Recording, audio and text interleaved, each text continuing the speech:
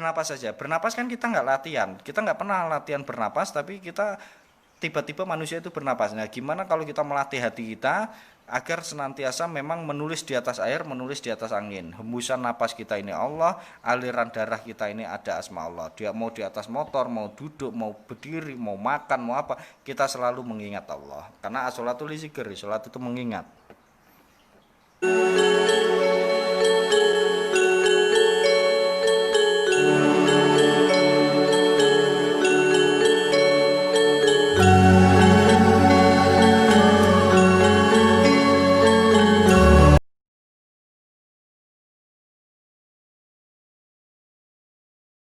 Tim itu tidak bisa merubah kehidupan kita.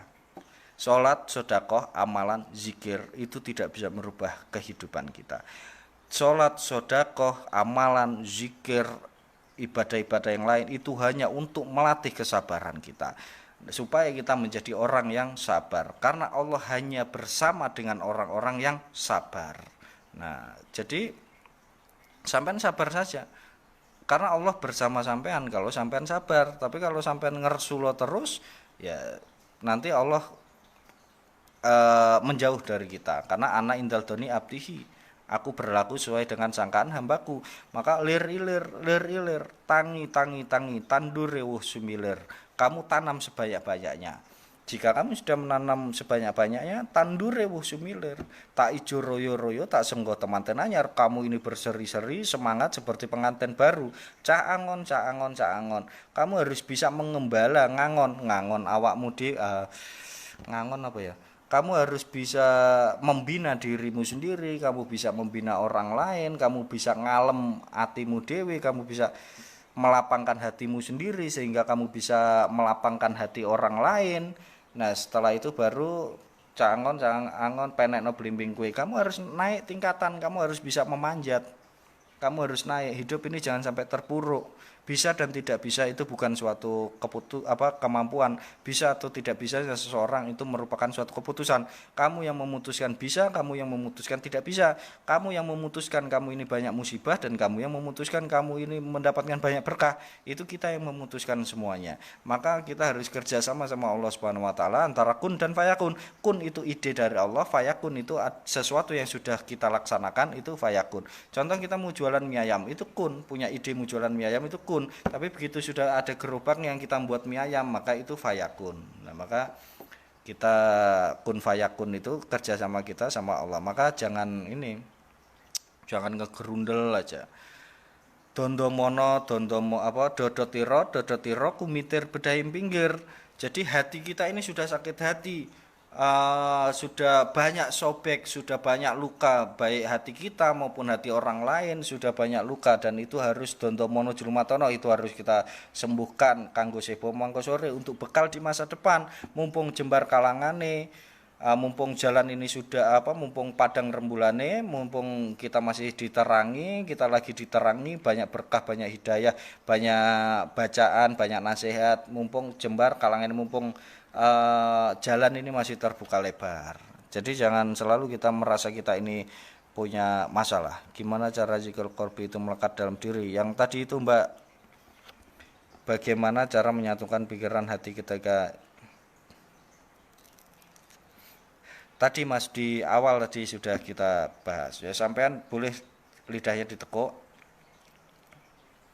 zikir Allah gitu, itu boleh. Allahnya dalam hati saja itu boleh. Karena untuk kita supaya kita berucap tapi ucapan kita masuk lagi ke dalam.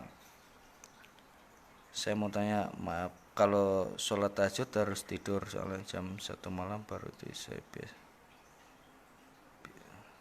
Oh, kalau biasa tahajud dulu baru tidur ya tidak boleh. Tahajud itu syaratnya harus tidur, walaupun itu 1 menit ataupun 1 detik, itu harus tidur, itu syaratnya supaya kita ganti alam.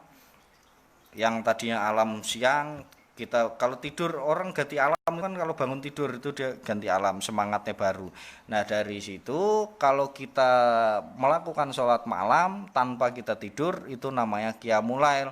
Nah, itu yang selalu dilakukan oleh Umar bin Khattab. Umar bin Khattab itu nggak pernah tidur kalau malam karena takut kesiangan, takut kalau malam itu dia nggak bisa sholat malam. Maka beliau itu nggak pernah tidur, maka akhirnya beliau itu melakukan qiyamul lail.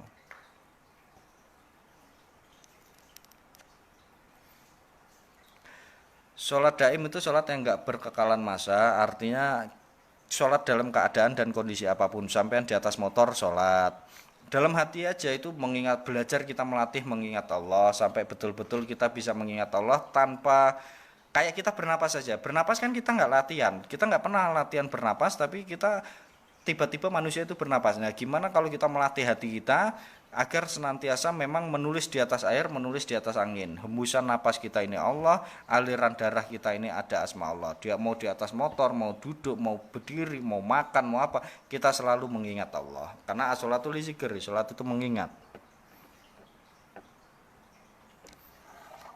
Sholat duha yang paling abdul jam berapa? Sholat duha itu terbitnya matahari, berarti sekitar terbit matahari pas di tengah-tengah gitu ya, berarti sekitar jam 8. Tapi saya biasa sih jam 7-an lah, jam 7. Jadi 7, 9, 10 itu bagus. Zikir yang pendek bagus apa? Ya Allah Allah saja. Allah Allah Allah. Lalu kita panggil-panggil aja Allah. Seumpama saya panggil perempuan gitu, Desi, Desi, Desi, Desi, Desi. Begitu Desi itu datang di depan saya kan, wow, saya bahagia sekali. Nah, kalau kita zikir Allah, Allah, Allah, Allah, tiba-tiba saya dapat karunia, anugerah, berkah dari Allah, rezeki dari Allah, ya pasti saya akan mengingat Allah. Saya sangat bahagia, saya sangat senang. Zikir yang pendek itu Allah, Allah, Allah. Kalau enggak sirullah, sirullah, sirullah. Kenapa sirullah? Sirullah itu kan Allah punya keinginan, Allah punya rahasia.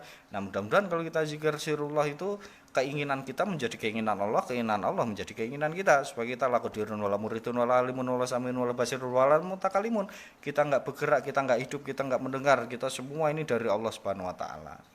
Digerakkan oleh Allah Subhanahu wa taala. Nah, kalau sudah seperti itu barulah itu yang namanya sholat daim. Ada lagi yang ditanyakan teman-teman? Udah jam berapa nih? 11.